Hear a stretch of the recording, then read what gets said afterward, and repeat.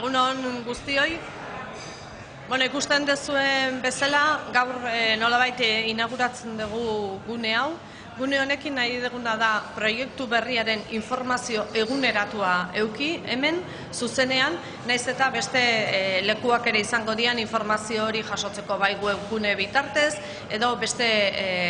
folleto honen bitartez, edo hainbat eta hainbat bide izango dira, baina nahi genuen hemen zuzenean eduki informazio hori jasotzeko lekua.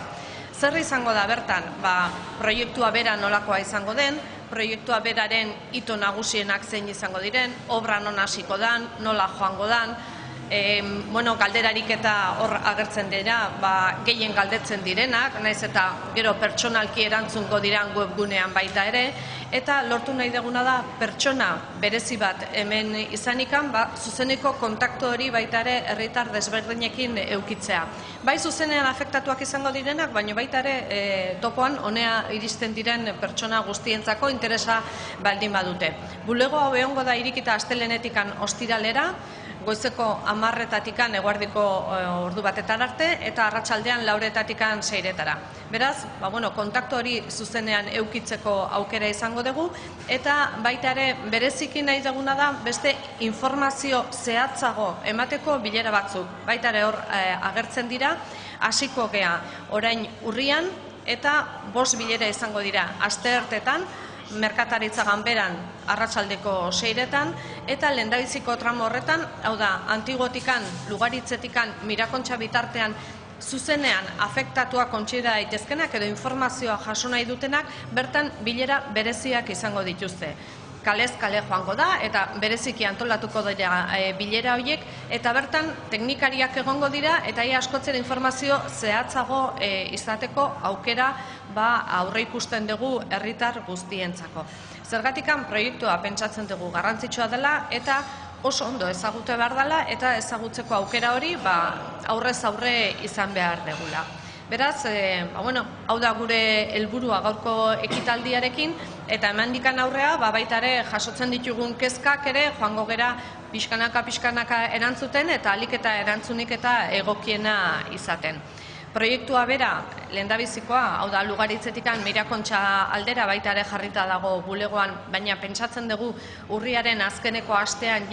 sinatuta egongo direla aktak, eta beraz azaroaren lehen astean obrak hasiko direla, eta hortikan bigarren tramoa ere jarraituz martxoa inguruan izango da, eta obrak hasteko asmoa dugu. Baita ere aipatu behar gauza bat, obrak berak ez dira gehiegi ikusiko, baina bai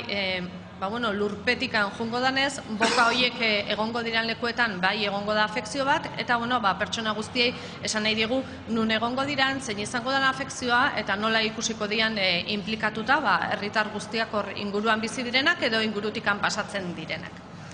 Por mi parte, comentar únicamente que el objetivo de hoy no es otra cosa que intentar abrir una ventana de información adicional a todas las personas que se van a ver implicadas o que quieren recibir una información aunque no se vean implicadas en lo que va a ser la obra de la ampliación del topo por el centro de Donosti.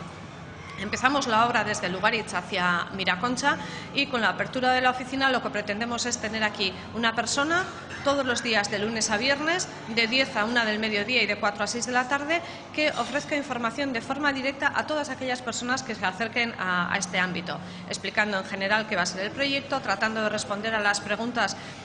Las que más se formulan están ahí, pero cualquier otra situación que se quiera conocer de primera mano, que además, evidentemente, también estará el folleto un poco general, que es el que tenemos en este momento en la mano. También habrá una página web donde se van a ir respondiendo otro tipo de actuaciones más concretas, y además lo que pretendemos es mantener unas reuniones directas que empezarán la próxima semana, los martes, durante 5 martes, 3 en octubre y 2 en noviembre, en la Cámara de Comercio de Guipúzcoa a las 6 de la tarde, con las personas más afectadas o que están más implicadas en el entorno entre Lugaritz y Miraconcha. Se irá haciendo un llamamiento por calles, pero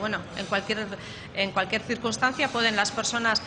que quieran interesarse por el proyecto acudir allí. Habrá personas ya muy técnicas de ETS que responderán a todas aquellas dudas, a todas aquellas cuestiones que se puedan plantear de la forma más exacta posible. y pretendemos que un proyecto tan importante como puede ser este sea bien conocido, sea bien reconocido y desde luego se puedan resolver todas aquellas cuestiones que en este momento pueden quedar un poco en duda. No pretendemos otra cosa más que tener esa cercanía con las personas interesadas y empezamos ya con el replanteamiento y con la firma de las actas en el mes de octubre, a finales del mes de octubre, y se iniciará la obra previsiblemente en noviembre. La obra va a ir subterránea, evidentemente, por tanto la afección prácticamente no se va a observar, pero sí en las bocas de ataque, es decir, hay que entrar a ese subterráneo, va a haber unas afecciones y por tanto queremos transmitirlas de forma directa a aquellas personas que vayan a transcurrir por esas zonas, que conozcan en qué momento se va a producir, cómo se va a producir y cómo se va a trabajar. Y tanto en esta zona como en la propia web pues se van a ir informando de esas cuestiones, de cómo va la obra, de cuáles son los hitos más importantes, de todas aquellas circunstancias que se vayan a ir dando, de tal manera que podamos estar informados en tiempo y forma de todo lo que va ocurriendo a lo largo de esta obra, que pasa por el centro de Donosti y evidentemente pues va a requerir el estar bien informado y conocer qué es lo que va a estar ocurriendo. Tan nire aldetik besterik ez.